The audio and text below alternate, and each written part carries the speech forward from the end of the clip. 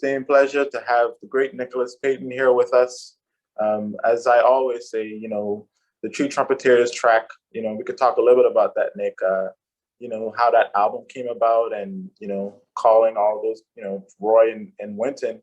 But that album, when I first heard it, that really, kind of took me to a place where I was like, man, these guys are really on a high level on this instrument. And you guys were, to me, the modern day greats on that instrument. Trumpet, when you talk about trumpet, you think about Freddie and the guys that came before us.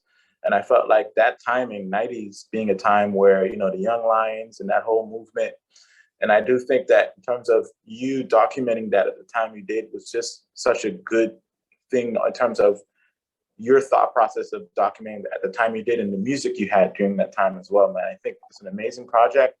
And that really kind of created a place for me to just get a lot more serious about the trumpet.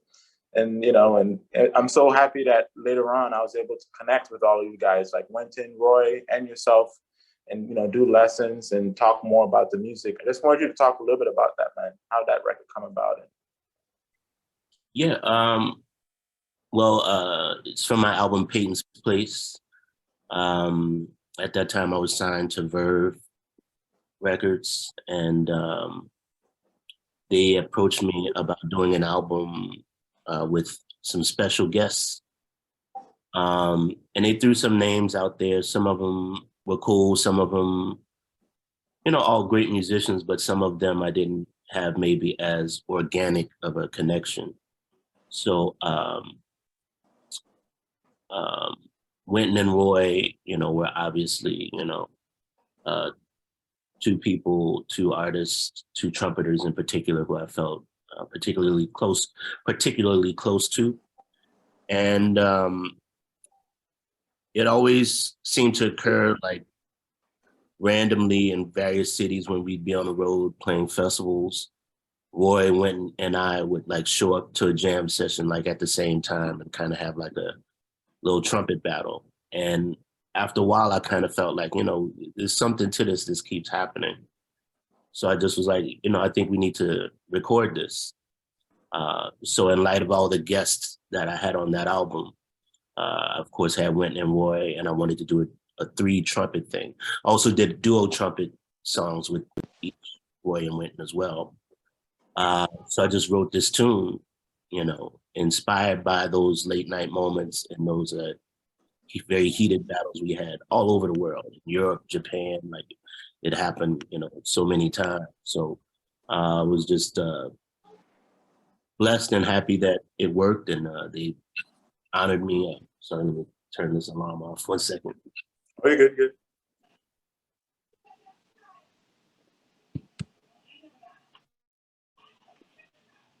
But yeah, honored that. Still here? Yes. It happened, but it's interesting because that little section at the end where the band drops out and it's just the 3 of us. I remember when we were rehearsing and Wynton was like, "Yeah, that's. I don't think that's gonna work. It's weird." I was like, "Trust me, it's gonna work." So when we did it, after the take, Wynton was like, "Okay, it worked." I was like, "Yeah," because we're all great players and we're going to listen to each other, even though it's unorthodox. 3 trumpet players can play together and make music. So. Yeah, man. I think it's interesting. It's like a. I guess you were taking the higher voice, right? And I kind of had the bass voice. So Wynton was kind of like the lead. Roy was kind of like the obligato second trumpet, and I was kind of playing like a tuba part. So it turned into like a New Orleans polyphonic thing, which is how I envisioned it, And we all in that sound. So just like it's gonna work. We're gonna find our spaces. It's not gonna be like 3 trumpet players trying to vie for the same energetic space in the music. I instinctively knew that we would all just fall in line in it. Well, man, I do think that, that was a perfect example of 3 trumpet players like intensely listening to get, to each other and creating something beautiful out of it without no egos being rubbed at all, It's interesting because, this is in the shed, man. And one one of the questions we always ask is, how do you shed? You know, like how's your shedding nowadays, and what does that look like? Shedding for me has meant something different at various stages of my development. I think it took me, 30 years to even figure out how to practice. In my youth, when I started, I wasn't sure, I was just playing for fun, I started playing trumpet when I was 4. Even before that, I started on Suzuki violin. A lot of people don't know that. So violin was actually my first instrument. And I didn't really like it too much. And I told my dad I wanted a trumpet. So for Christmas of my 4th year, he bought me a pocket trumpet. And I was playing that, for several years, basically playing by ear. And when I was around 8, I think my father saw, that, might have had some talent. So he signed me up to take private lessons. And now what was fun all this time, now that I had lessons, I had to practice these etudes, every day. And then it became like a task. So I didn't really like it as much, So I backed off and actually stopped playing trumpet for a year or 2. Also, it was around this time too, I joined the school band, which my dad was a teacher in the elementary school I went to. And when I first got in the band, I kind of had a jump on everybody, because I'd been playing for several years and both of my parents are musicians. But then, the other trumpet players started to catch up a little bit. So I wasn't clearly more talented. So my dad needed a tuba player because the tuba player had left. And there were 30 trumpet players in the band, but there was only one tuba. So I said, I'm gonna just play the tuba, And I did that for 2 years and that was fun, But then after elementary school, this cat in my neighborhood, I lived in the Treme neighborhood at this time, which is basically in a neighborhood in New Orleans, across the street from the French Quarter. Armstrong Park is kind of centered around there, which is where Congo Square is.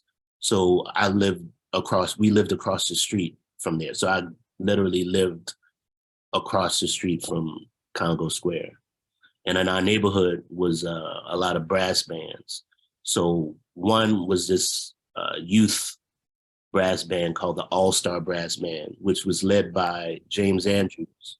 For those who don't know, James Andrews is Troy Andrews' eldest brother, Trombone Shorty. So I actually remember when Trombone Shorty was born. I was in his older brother's band. And that was the first guy to give me a shot to actually be in a band. I started doing gigs, from 10, 11 years old. But I got serious when I joined that band.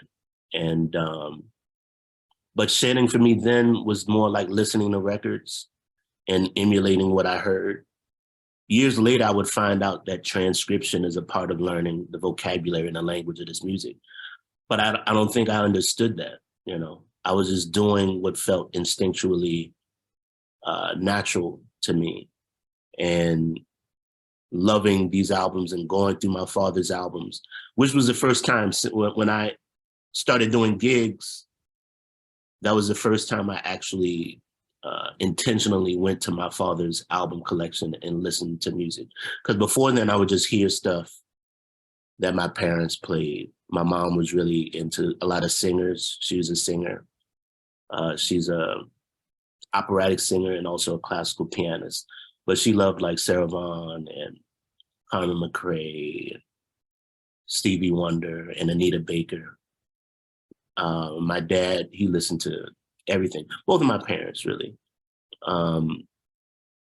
But, as a kid, I was into, the stuff people my age were listening to, like Michael Jackson, Prince, and all this stuff. But my parents' record collection, that was more or less a thing that I just listened to on the periphery as they were playing it, you know, with the exception of the first song I ever recall like really loving and telling my father to put it on repeat was Grover Washington's Mr. Magic. I remember like I was like 3 years old and I would just tell him, play it again, play it again. But now that I was doing gigs and you know, being hired by different people in various groups, I was like, well, let me listen to my dad's albums, you know, take this a little bit more seriously. And I picked up an album called 4 and More by Miles Davis. And I put it on side 2 first, because the title track 4 is on that. And I remember like Tony Williams on the drums taking like this 8-bar intro. And before Miles had even come in, like that Tony sock cymbal snare intro, I was like, I want to do this the rest of my life. And that was it. And I listened to that album like every day. I knew all the solos, every note, every snare drum hit, every bass line. And I would pretend that I was in the band. Like sometimes I would just play all the solos, or sometimes I would pretend I was Miles and take a solo and like sit on the side like I was watching George Coleman or Herbie take a solo or whatnot. Sometimes I'd even get in a suit and pretend like I was on the gig.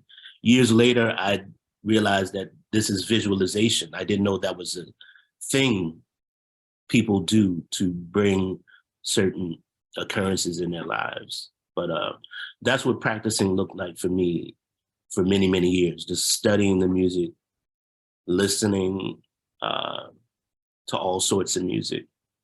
But I didn't become a serious student of the trumpet until maybe I was like 30, where a lot of the exercises and etudes, my first trumpet teacher, E. Diane Lyle was her name. She taught at Xavier University. I didn't practice any of that stuff, you know. So I would come on every week, and I had big ears, so I would just sight read it every lesson, and that's not really practicing. But it took me 30 years to figure out that boring stuff that she gave me every week. Like practicing that over and over again makes you a better player. I didn't grasp that until I was 30 years old. And a lot of that was due to chop problems I was developing, because I just started playing by ear. And then, you know, playing the brass bands on the streets, you got to play loud. So I developed a lot of bad habits. And my trajectory, I could see that I was gonna not be able to be playing if I continued on that road of overblowing and cutting into my chops, you know. So I basically had to start over and relearn how to play the instrument at 30 years old, and started working out of the Clarks and the Arbans and so on and so forth. So took lessons with various people. Vincent Pinzarella, he was like the first cat. And I had been trying to get with him for years, but he wouldn't return any of my phone calls. And I remember I was hanging out with this cat who was my friend, Hal Oranger.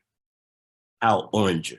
He was a photographer, but he was also an amateur trumpet player. He loved the trumpet. He had like 40 trumpets, and he used to play. And I was hanging out with him one day, and I was telling him about my chop problems, and he was like, and I was telling him I was trying to get with Vince Pinzarella, but he won't return my calls. And he was like, oh, I know Vince. And he got on the phone. He was like, yeah, I got this guy, Nicholas Payton, over here. He's been trying to get in touch with you.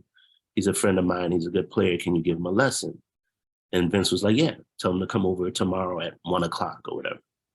So I just got one lesson from him. But in that one lesson, he pretty much gave me everything. I'm still feeding off that information, you know, he gave me.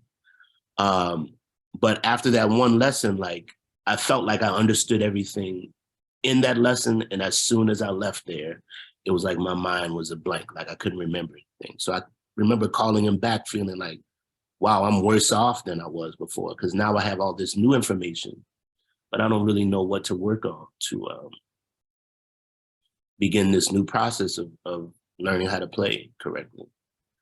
And, but he didn't return my call again. So I was left out there. So I remember reaching out to Terrell Stafford, and you know, he was really helpful to me and encouraging, and like, you know, saying like, you're not far from where you need to be. And he like gave me certain exercises to work on and routine. And that really is what set me on a path. So shout out to Terrell for, you know, really hooking a brother up, because yeah, I didn't know what to shed on. It's what it was. So. Man, that's inspiring to hear, because I'm sure there's a lot of videos we've heard before 30 that we're all like, you know, checking out, and like, you know, and I'm sure we're inspired by. So it's interesting to hear your perspective of that as well. And I do think shedding is something that, you know, we're always constantly perfecting, right?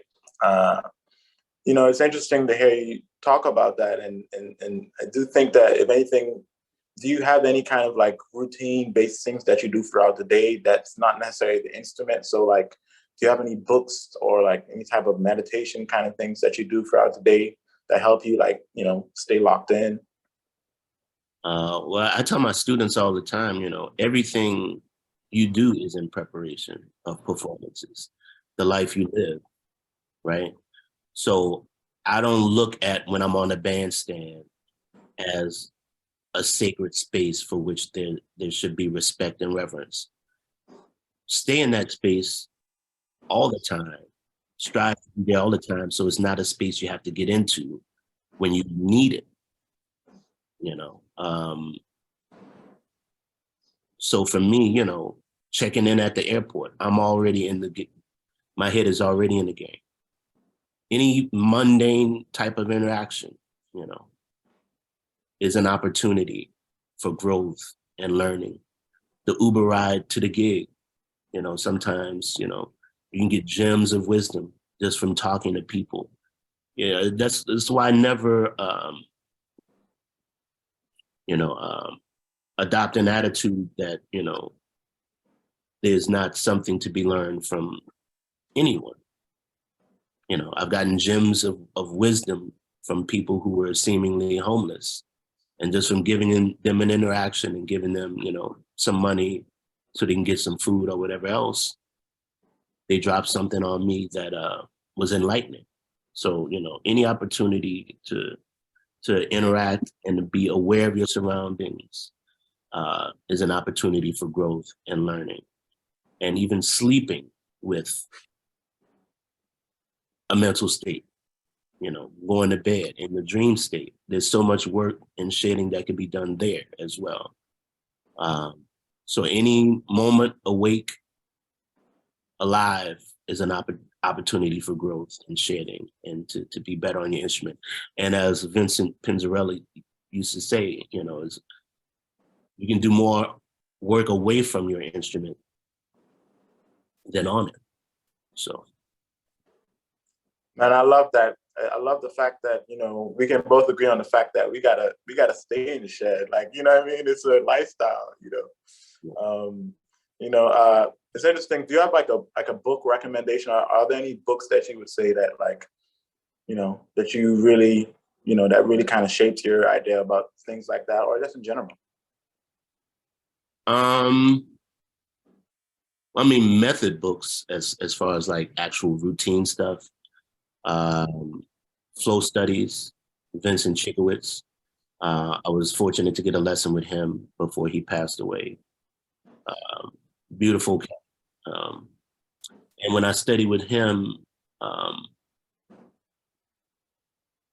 was very interesting because he told me him and Adolph Herseth, they were both in the famed Chicago Brass, Chicago Symphony, and the Chicago Brass was kind of the blueprint for brass ensemble sound, definitely in America and perhaps across the world at that time. And he told me that him and Herseth, he and Herseth their biggest influences were Armstrong and Clark Terry. And they said Armstrong in particular, that was their model trumpet sound. And when he laid that on me, I thought about it and I was like, Louis Armstrong was kind of chiefly responsible for putting trumpet on the map. Because at that time, even now, you look at your literature books, your Arbon's books, the Clark, it's all for cornet. It's not for trumpet. Trumpet was viewed as something to only be used in orchestral passages for effect. And I don't know if you've ever seen that letter from Herbert L. Clark to Binge, where he was warning him about the rise of the trumpet and the devil jazz music, as he called it. You ever seen that letter? I've never seen that. I gotta check it out. It's deep, but he was basically like afraid that the trumpet, this kind of bullshitty instrument, is overtaking the cornet and serious brass literature. So Louis Armstrong is the one who really put the trumpet on the map as a serious, valid instrument in the 20th century. He single-handedly expanded the range of the trumpet. And that clarion trumpet sound that we think of in the 20th century, that came from him. And he affected not only, Black music and popular music, but he affected the sound of the trumpet even in the orchestral world and single-handedly expanded what was thought to be the range of that instrument. So Chikowitz Flow Studies, Clark, Arbon's, those books, Goldman, like the staccato tonguing exercises, as far as trumpet literature. And then like books that I read. This period around 30 when I was shedding also coincided with an intense period of me studying Zen. So I studied Zen for several years, Soto Zen, which is meditation-based. So all of these things were happening concurrently at the same time. So that was putting me in a space and connecting with the breath. And so much of what Pinzarella talked about and Chikowitz. And they both come out of Arnold Jacobs, who was the tubist in the Chicago Symphony. And Arnold Jacobs is probably the foremost expert as far as breathing as it pertains to wind instruments. And that was Pinzarella's whole thing. Bill Fielder, who was also someone I took a lesson with, who Terrell studied with. He was also a big proponent of breathing and as far as breath being fuel for your playing. But when you think about it, breath is our livelihoods. We can't live if we don't breathe. So not only does it put the mind in a meditative state, then the breath is the bridge between our bodies and our souls and our intellect. So through the breathing, you can connect through to the body, mind, spirit. The breath connects all these things. So as brass players, we need to connect with this in order to have fuel. It's like trying to take your car out on the highway and you got a low tank of gas. You're not going to get very far. But most trumpet problems, most chop problems have to do with incorrect breathing. So on the meditative side of the game, outside of studying Zen, I also was reading a lot of Eastern philosophy and religious books, stuff like the I Ching, The Art of War, Book of Five Rings, Zen and the Art of Motor Cycle Maintenance, The Inner Game of Tennis, Zen and the Art of Archery.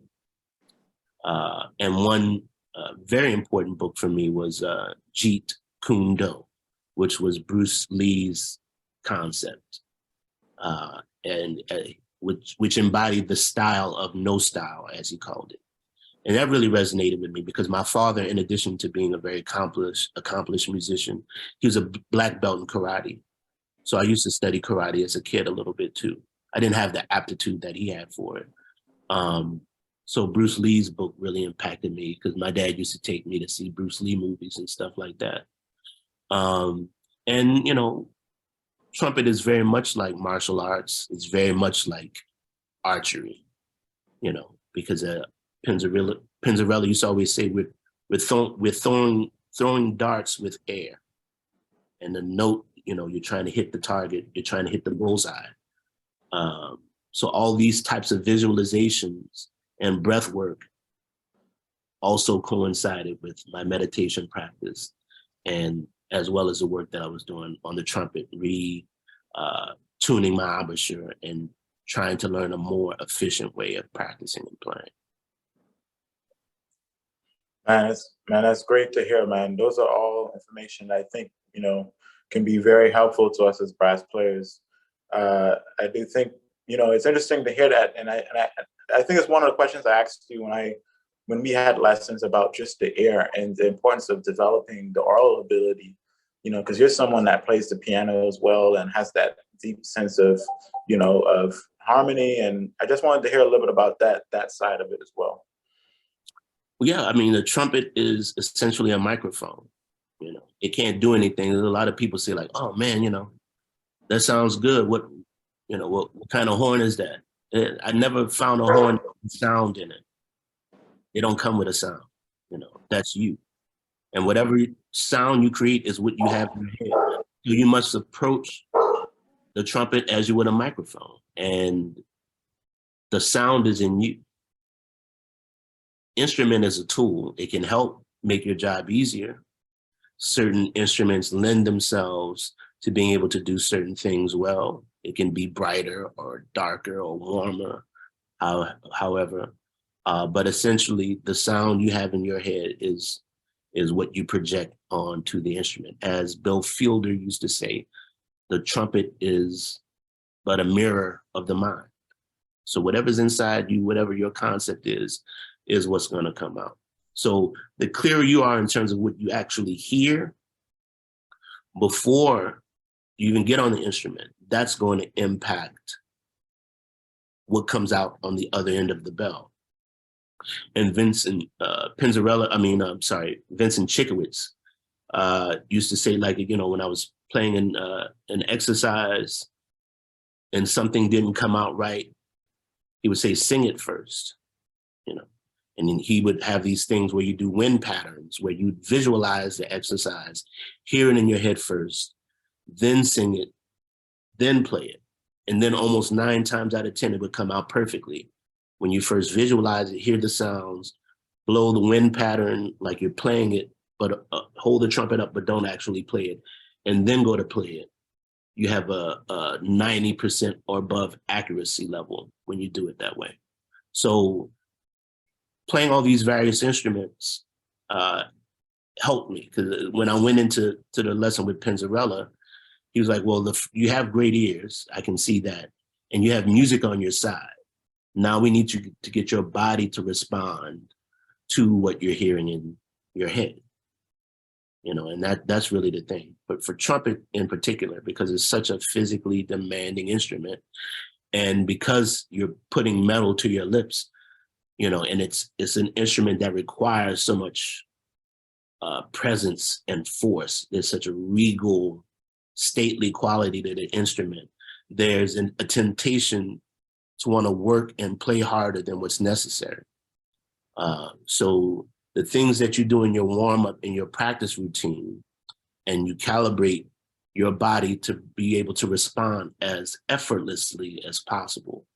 That's why shedding is important, because it's for most of us, it's a very unnatural thing to do, to blow compressed air through a small metal tube up against one of the most tender parts of your body, your lips. It's a very unnatural thing for most of us. So what we do in our practice and warm-up routine is to reinforce good form so that we can perform to the highest level of ability with the least amount of effort. And the more excited you get, sometimes the body tensions arise in the body. So how to remain relaxed, but still sound very strong and forceful. There's an art to it. And it's much like martial arts. It's like breaking a board, you know, with your bare hands, seeing where the energy is and flowing with that, like Tai Chi, using the energy to work for you, not working harder, you know, being smarter about how you work. Man, it's I think if anything, do you have any tips on how to build your ear? Because you're someone that has, you know, pretty good ears, but for people that are looking, you know, I know transcription is a good source for that, you know, to building that relationship with your ear and to be able to hear better. Like, how do you, if you're in a musical situation, how can you connect with the music, not on a level that's, you know, memory based? I remember I was talking to Gary Bartz about that, and how do you connect to it on a thing that's based upon intuitive, you know, sense of what's going on musically, and how do you, you know, do you have any things that you know, worked on to build that? I may not be a good person to ask. I've always had great ears, you know, so that's never been too much of a problem. You know, even if it was something I couldn't hear, like I remember my first transcription was of attempt was Clifford Brown's Cherokee, and you know, that's crazy to try to sit and do that one. But nobody told me that you know you should do something else. So I went straight for one of the most difficult things I could do, and I had problems hearing it. So, but my dad had also brought me Lee Morgan's Sidewinder. So I started listening to Lee, and I learned his song Hocus Pocus. And Lee came out of Clifford, but that solo in particular was more tasty, and he was kind of playing things more within my grasp. So when I went back to the Clifford Brown after I learned the Lee, I opened up a little bit, but it still took me like, I don't know, it took me 2 weeks to just get that first break. But then I just pieced it together note by note. It took me like maybe 6 weeks to learn that whole solo. But once I had learned it, I had it. Then I remember I learned the next song, I forget what the name of it was, after that on the album. And then I could hear one phrase, and then I had it immediately. And that was really the gateway to bebop for me. Because Clifford Brown was a child of Charlie Parker, that opened up all of bebop, whereas before I couldn't even hear it. I would hear all these notes, be like, I know these guys are not just waving their fingers over the keys or the valves, but I can't hear what they're playing when they play fast like that. It was just way over my head. And through transcription, that opened the door for me. And when I say transcribe, I mean that loosely, because I wasn't writing the stuff down. Because a lot of people do that. They write it down first, and then they're just reading. Learn it directly from the recording to your instrument. If you want to write it down after you've learned it as a keepsake, okay. But don't read the solo. The work is in deciphering the information from the recording directly to your chosen instrument or instruments. Because, you know, and all the details, every articulation, the tone, the context in which the solo or the performance sits, all these elements are important to take into consideration. And it's the details of it that's the most important, not necessarily the notes. The notes are important, but all the details and the phrasing is really where the magic happens. And once you break the solo down like that, in terms of its most basic principles, then you can extract these elements in a way and abstract them how you want. If you only learn the notes, then you're bound to only play over C7 what they play. If you break down all the individual elements, you can then apply those things however you want. They become yours. And it becomes how we develop a style. Now, how much you need to do that depends on the player. I didn't do a whole lot of transcription, but the ones I did were very key in opening certain doors for me. Then I could get to a place where if there was this one phrase that McCoy Tyner played that I couldn't hear, I didn't necessarily have to learn the whole song. I just would get that part that I didn't understand. Oh, what is that? That's really the gateway to learning. If you don't have ears, like develop through ear training to try to hear stuff that you can't hear. And be honest with yourself. You know what you can and can't hear. Work on the things that are difficult for you. Mm. Wow, man. Thank you for that, man. And you know, it's a great way to really like segue into our next thing, because you're someone that has played with, you know, so many of, you know, who we like to call in terms of the four founders of this music, right? You know, people like Elvin Jones and you know, Ray Brown, and it's all these musicians that, you know, I heard you playing with on records.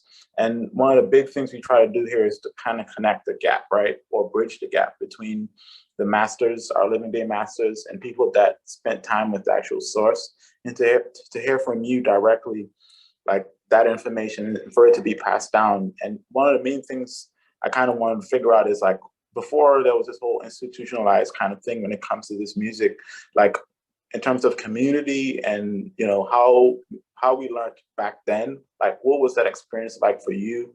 And what would you say in terms of community and this music and, you know, just Black American music in general in your movement, man? It's just, you know, inspiring that it's pushing out and people get to really get the truth. So let me hone in on your question again. What exactly? So first off, it's just more about, you know, you spending time with the masters and that cultural kind of aspect, and learning from the community and learning through the, you know, the way that the music first was passed on in terms of the information. Got you. And what was that like? Yeah. You know, it's interesting because with my elders, you know, I learned more about the music outside of musical situations than actually in them. You know, the time I spent with Clark Terry, he didn't talk a lot about like trumpet etudes and whatever. I never even really got like a formal lesson with him. But, you know, a lesson with Clark Terry was like, you know, every time I would come to New York, he would take me out to eat sushi. And I hated sushi. And he knew that. But he would take me to a Japanese restaurant every time. And, you know, he would be like, okay, just try a piece of this tuna roll, and then you can have the chicken teriyaki, which was, you know, cool. But the idea of raw fish was at that time gross to me. So, but every time, you know, okay, let's go to Japanese. I'm like, man, this went on for years, like 3-4 years. And then I got the gig with Elvin Jones. And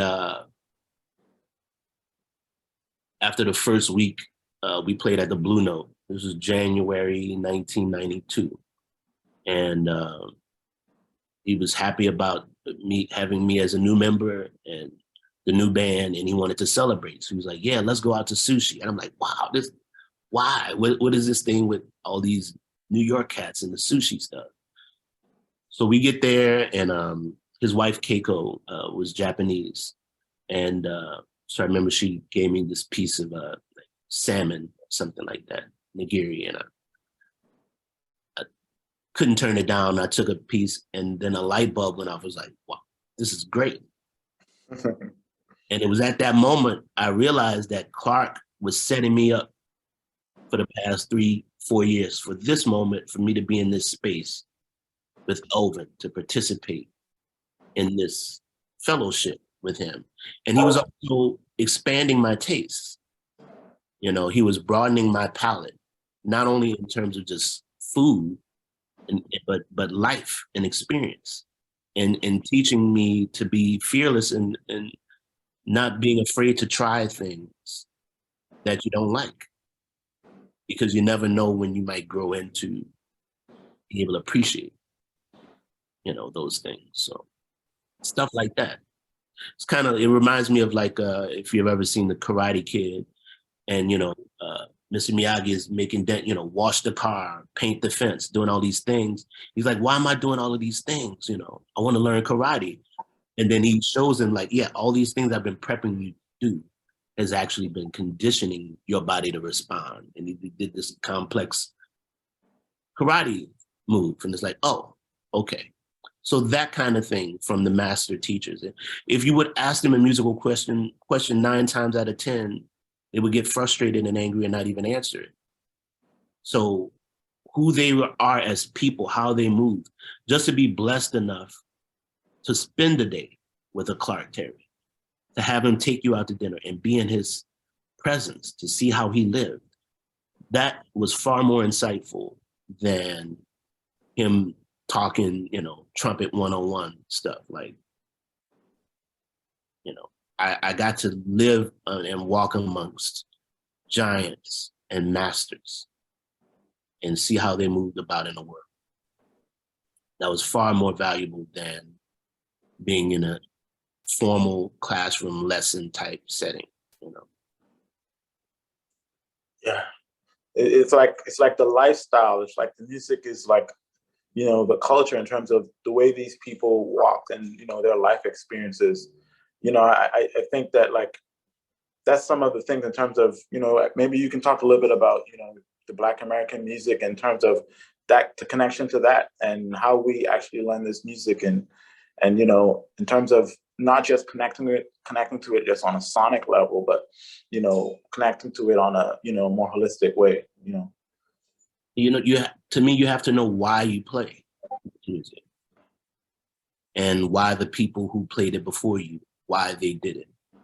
And that's kind of why I started the band movement, which didn't initially even start as a movement. I didn't consider that. I just was writing, as I had been writing for years, that On Why Jazz Isn't Cool Anymore post that went viral in 2011. Why that one took hold as opposed to me writing about it for 2 years prior was a mystery, still a mystery to me. But for whatever reason, it did. And I was committed to it. And speaking of Gary Bartz, he was the one who really was the first person to pull my coattail and open my eyes to the things that I'd been working through in my mind, but I couldn't really put my hand on it. And he was the first person that I recall using jazz, but it was like a derogatory, it was like a pejorative, the way he was saying it. And a light bulb went off like, oh, jazz is actually what the problem is in terms of the music losing its cultural vibrance and vitality, and its trajectory being sort of obscured by the capitalist, gains. And it wasn't as much of a problem when the masters and the people who created this music, they knew why they played. They understood what it was. That wasn't necessarily being passed down through the lineage. And stations and the record labels and the jazz magazines and all of these constructs that we have, award shows and all of these things, was making the music something else. And the essence of the music was being lost. When the enslaved indigenous people, Africans, Black people, created this music, it was a voice for the voiceless. They were not allowed to speak their native languages. So they developed a new language in the field holler, in the blues and gospel and all of this stuff. And a place like Congo Square, which is, I spoke about earlier, where I grew up across the street from, was one of the only places in America where the enslaved peoples were given a space to perform and play music and dance and sing. And it's out of that energy that they reconnected to who they were before they were enslaved. So this music is bigger than just entertainment or fun or art. There was a functional reason why we had to play to live, to remember who we were and who we are. And though that was a direct need and a force for those enslaved people, but it's really been a liberating force for non-Blacks as well. So when I say Black American music, a lot of non-Blacks feel like, well, does that mean I can play it? Or yeah, you don't have to be Chinese to cook and enjoy a noodle. But It's about acknowledging where this music comes from. It's a liberating force for you too, even if you're not Black, because we're all slaves in some sense of the system, of the very oppressive constructs that have been placed over us that serve to decimate who we truly are as spiritual beings, you know? So there's a beautiful story in this music, but if we lose sight of it, all of that, then the music has no purpose. So American jazz allows you to forget who created this music and why. You could grow up playing jazz, go to a jazz school, get a jazz degree, get a jazz Grammy, and make millions of dollars, and never deal with the fact that Charlie Parker was a Black man, that he lived in New York and had his cabaret card taken away and couldn't even gig at the Club Birdland that was named after him. That's an important part to remember. And if we don't stay in touch with what that is, then the music has no purpose. So what are we playing for? So that's why. So when people ask me, why are you BAM? Why not Jet? That's why. Because we need to acknowledge and remember that. And that goes for anybody. As a Black person, I'm no more entitled than a non-Black to be, you know, to have to not acknowledge. I have to pay deference and acknowledgement to my elders and ancestors, just like anybody else. Just because you Black doesn't automatically mean you're soulful or can play the blues either. No one is entitled. We all have to pay deference to the same elders and ancestors. And if you go far back enough, somebody in your family is African. So at the end of the day, it's for all of us. And there's a part of learning who we truly are that can come from this music, which is why it's resonated all over the world. Michael Jackson, the biggest pop star of all time, even in his death to this day. Arguably the most famous person ever. That's Black music. That's the power of this music. It's a liberating force. And if anything can bring world culture, if anything can be a healing force through what we're going through now, if anything can bring everyone together, it's music. So that's why that's important. That's why the BAM movement. And it's so well said. And I think that's something we all, you know, must always just keep in the back of our minds, you know, to connect that, man. I like in terms of the 90s and that period, I think that the 90s period and the, you know, the Young Lions, I think that was a part of time where you guys were obviously like at a time where you were connected with those elders, but also paying, like, kind of creating a clear message about, you know, just that idea of being locked in with, you know, the I guess where the music came from. And I, you know, and I say that, you know, I think you always talk about the swing, and you talk about how, you know, like it wasn't like there was that point in time where the swing was so alive, and, you know, it was, I guess it was more prevalent, you know, to say the least. And I kind of want to figure out if you have any things to say about like the younger generation, or just in general about like what you think we can be doing to, like, you know, be in connection with the core or the source and to take this music further. What would that be? And yeah. I'm not the arbiter of what anyone else should do, older or younger. All I can strive to vie for are the ideals that were imparted to me and what I find important and how I look at it. And I'm committed to sharing that. It's up to the individual to decide what's important to them, regardless of how emphatically I feel about something. I can teach my students technique. I can't teach them how to be passionate. That has to come from within. And everyone has that choice to make. And all of this is bigger than music. We have a choice to make, every individual, what kind of world we want to live in. And that this is not a grandiose thing. This starts every day with how people treat one another, you know? And It's up to us to decide what's important. As Duke Ellington said, you know, it don't mean a thing if it ain't got that swing. And that swing in this case for me is bigger than just a swing rhythm per se. If it ain't got funk, if it ain't got soul, if it ain't got that feeling, the essence of truth, the essence of something that's meaningful, spirit, whatever you want to call it, that X factor. To me, if we want to create a better world, that's something we need to connect with. And we have to be resolute and be disciplined enough to, despite what we see in our external world around us, to strive to be better every day.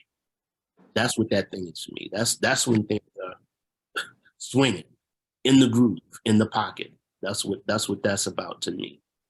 So regardless of what style of music you play or whatever, it's how you do it. You know, it's not necessarily what you do all the time. Right? It's like Jimmy Lunceford. Saying what you do is the way that you do it. That's what it's about. Yeah. Man, that's so beautiful, man. I want to open it up for people that have questions for you, man. I just want to thank you, in that same breath, man, for just sharing that, amazing information with us. And, we obviously, we're gonna have more of these opportunities for people, and we can talk a little bit more about that. But I just want to quickly open it up to people that are interested in, asking you a question before we go. Cool. I think we're gonna do Ori. Ori is one of our dedicated shadows. Thank you. Yeah, man. Thank you, Gibson, and thank you, Nicholas, for these amazing, beautiful things that you both saying. Really appreciate it. So, yes, I have a couple questions I wanna just ask. So, yeah. So there's kind of like wait, let me start over. Yeah. Nicholas, how do you suggest, like, I'm a drummer, I play the drums, and sometimes I like when I want to practice, I don't know how to practice. So how do you suggest the best way to practice, like to playing with records or playing with like, yeah, man, how do you suggest? Yeah, playing with records is a good thing to do. But it's also important to share it on your own, get your hands together, to develop, good fundamental technique so that you can get around on your instrument with a sense of ease and precision. That when you practice things slow enough so that you can play them accurately. And that's something that I can't stress enough. A lot of times when people practice, they try to rush through stuff, and you can't. Practicing is about developing good form and accuracy. So it's better to do something with precision slower than to do it fast and sloppy, because if you do it fast and sloppy, then you're basically training your body to do it fast and sloppy. You never learn the things that you need to do to condition the body to do them with accuracy. Once you learn it slow and can play it accurately, then speeding it up is more easy. So that's what I would just say, playing with the records, listening to as much live music. If you live in a place where you can go out and hear elders, who can play. Yeah. Yeah. And practicing is cumulative. You can't cram it like an exam hours before the test. It's what you do every day. Yeah. It's better to do a solid hour every day than to practice 8 hours one day and then you don't touch the drums the next 3-4 days. Better to do a little bit every day. And I always take 1 day off a week, at least. 6 days on, 1 day off.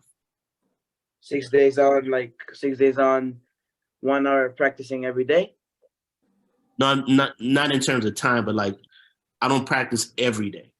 So if I practice 6 days, I try to rest at least 1 day a week where I don't touch. Because you need that rest too. Yeah. And I even rest within my practice routine. If I play an exercise or an etude for 10 minutes, then I rest for 10 minutes. If the exercise is 5 minutes, I rest for 5 minutes. Break your practice up and distribute that with rest. Because you also need rest, not only for the body to, regenerate and recharge and re-energize, but your mind needs to break too. And a lot of the things that you're working on needs that space to take root. If you're always going at it, then it doesn't have the space to grow and develop. So we can only have one question from you, Ori. But thanks for that question, man. I think people need to hear that. Yeah. Thank you both. Thank you very much. Yeah, man. iPhone. I don't know. You didn't put your name on there, but you have your hands raised up. Yeah, my name's Amadeus. It's nice to meet you. It's nice to be here. Really appreciate you sharing your story, sharing your wisdom. I think that's really necessary in all fields of learning, but especially music. So my question is, if you could go back to like the beginning of your music career and tell yourself like one thing, what would that one thing be? Practice. On the right stuff too. That plain boring stuff is what's necessary to get to the fun stuff. I don't think I realized that. Like when I was younger, like when I was 10, 11, 12, I only wanted to work on the stuff that was fun to me. And I didn't realize it was the stuff that wasn't fun was what was going to make me, was the other part of what was going to make me a better player. Zane? Hi, Nick. Hi, Gifton. Nick, I just wanted to thank you first off so much for being loud and for having such an opinion. I just graduated with a Bachelor of Music in Jazz Performance, and you are an inspiration for me building my own opinions about this music and starting to learn about it. I'm really, really interested in furthering my education, and I think I want to shoot for the Herbie Institute during its next cycle in 2 years, and hopefully I get through. And I remember that the last panel, the one that just happened, had Herbie on it, had Herb Alpert and Ambrose Akinmusire. And I'm just curious as to, I know you probably have friends and many different people who have gone through the Herbie Institute before. Do you know what they might be looking for in new applicants? Do you know what young jazzers are eager to bring to the field and what Herbie himself probably wants to see in the youth to bring forward? Really looking for anything you have. To be honest, I don't really know. I haven't really done anything closely with that institute since it was what used to be the Monk Institute. I don't know what's changed since, so I don't think I could be of much help there necessarily. No worries. Anything you would want to see in a young jazzer, even just for yourself? Jazzer. I don't want to see any young jazz. I don't want to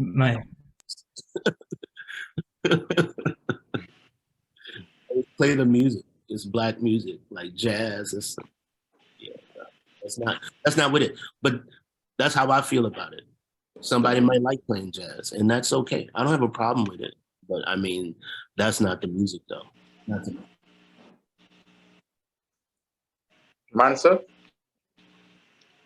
Hey, Gifton, how it go, bro? I ain't good, bro. It's good, bro. Hey, Nick. I have one specific question. It comes in terms of the flow studies. How do you connect your lower register and your higher register specifically? And if the flow studies help with that? I think that's essentially what the flow studies are. So I feel like if you're doing them in the order, they kind of build. How I look at them, they start with a root note. And the ones I practice them in all the same key. I do it all in where it's written. But, so like for me, I find myself like there's an endurance issue. I don't know how to tackle that. without seeing you, I don't know if I can help you, but Mhm. probably playing them too loud, Yeah. or you're not breathing correctly. But without seeing you, it's hard for me to say what you're not doing.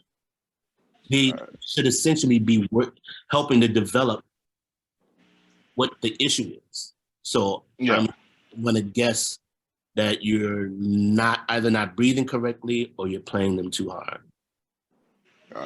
That's just a shot in the dark without seeing you do it. But I do give lessons if you want lessons. Definitely, man. Yeah, man. It's all possible. Yeah. Goni Kasu. Yes. Yes. Hi. Thanks. Thank you very much for doing this. I'm a saxophone player, and I wanted to ask, like, if you have some recommendation on, like, I forgot the exact word for it, but like necessary solos to transcribe, or like solos that influence you a lot and are, and you think like every horn player or even every young player should transcribe. I don't know. For me, it was the things that connected with me. I don't know if there's like solos you have to learn.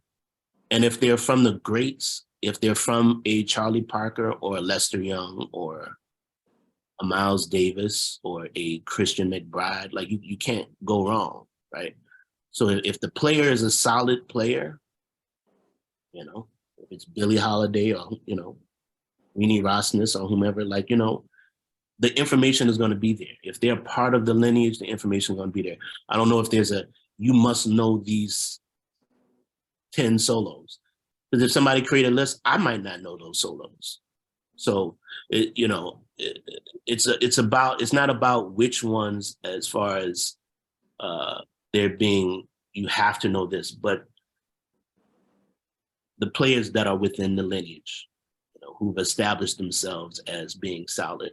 I don't think you can go wrong. Everybody's connected. And what you find when you transcribe is you open up other doors by working with one person. If you learn a Chick Corea solo, then you also get some McCoy Tyner, you also get some Monk, you also get some Bud Powell doors open. So that's the beautiful thing about this music being a lineage, is that you don't have to keep doing the same work for every single player. You don't have to learn like every McCoy Tyner solo unless you want. You can just learn one solid one or certain key ones, and that'll open up a lot of other doors. And then if you go to Monk, you'll be like, oh, McCoy played this too. And if you get to some Monk, it's like, oh, well, then I also got Ellington too. So all these people are connected. So just make sure it's within the tradition and within the lineage. I don't think there's can't go wrong. Okay, thank you. So for everybody that's on this right now, Trez is our dedicated shedder, and to basically get a lesson with Nick, because we can't I want to respect Nick Payton's time, and I appreciate him being here with us. And if Trez had another question, that'll probably be our last question as a dedicated shedder. But you would just have to put in the comments like you'd like to learn more information, and then we'll contact you to get in touch to get private lessons from Nicholas Payton, and also all the other instructors we've had in the past in the shed. Trez, do you have a question? That's the last question. Yeah. Hi, Nick. I heard you were speaking about or asking, well, why do we play the music? Or, how you search to even get better when you turn 30. But my call went off. I was trying to figure out what was your answer on why do you play the music, and like, the background of that, the deep questions. Okay, I mean that was a long answer, but I think you should just go. Yeah, back. we can give you that information, Trez. Yeah. All right then. Yeah. Amazing, man. So, I know we spoke a little bit, before the call started, and I know you were talking about some of the projects you're working on right now. I just wanted you to quickly let us know, and also you have a show coming up at Smoke that people can go check out for people out in New York City. Just want to hear a little bit about that before we, close. Quartet is playing at Smoke on May 24th through 28th. Let's see. I'm also at the Blue Note, August 21st and 22nd, and September 4th through 6th. Just got to call in for the Pittsburgh Jazz Festival, September 17th, and a lot of other stuff. Working on several albums. I've been working on an album for the last almost, 3 years now. We started at the top of the pandemic with Marcus Gilmore, in conjunction with the Kwame Brathwaite estate. Shout out to Kwame Brathwaite, the great photographer who just passed several weeks ago. His son, Kwame, and a good friend of ours, Brandon Baker, who works with Adobe. We've been working on this Kwame Brathwaite album. Hopefully we'll finish soon. I've also been working on an album with great producer, multi-instrumentalist, Joe Bagale, who also goes under the moniker Otis McDonald. You can check him out on Instagram. He's a dope artist. I've been doing an album in his studio, which is a studio that used to be Wally Hyder Studios. It's in San Francisco. Herbie did Headhunters there, Thrust, Man-Child. So I'm in one of the rooms. Herbie did a lot of his classic albums and Sextant. I also just did a trio album with Mono Neon and Corey Fonville. Look out for that. So yeah. Let's go. That looks crazy, man. What is it called again? Free Mo or something like that? Free. I called it Pay Mofo. I don't know if that's going to be the name. Yes, Pay Mofo. I love it. Yeah. Wow, man. I'm sorry, I disrupted you. Thanks for having me. Good to connect with you again. Brother, man. It's congrats on this series, that you're doing. Thank you so much, man. And this is all reciprocal because we can't, in terms of all of us in this community, man, we need to connect with the source. We need to connect with our living day masters, and just trying to create another way for us to do that. And man, I just want to say thank you once again, man. And I truly appreciate your time. And as I said, we'll wrap a little bit more on the call after this call and talk a little bit more about some of the ideas we have planned, man. But I'm so excited that you're able to join us today.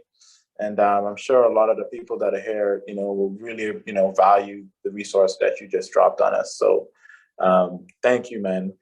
Just want to say that, brother. Appreciate you. Bam. Let's go in the shed.